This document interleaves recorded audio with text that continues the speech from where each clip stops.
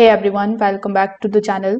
In today's video, I'm going to show you exactly how to connect your MetaQuest 2 to a TV in 2026. Now, MetaQuest 2 does not use the HDMI for connection with TV. Instead, it relies on the wireless casting to mirror the VR view. So you need to make sure that first of all your TV supports Chromecast or built-in casting. Then you need to put your headset and press the meta button in order to open the menu. Now when the menu appears in front of you, you just have to go to the camera, then select the option of cast. After that, simply select your TV from the list of the available devices. Once selected, your VR screen will appear on the TV.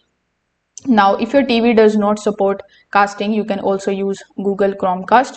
You need to plug the Chromecast into your TV and connect it to the same Wi-Fi network as your headset.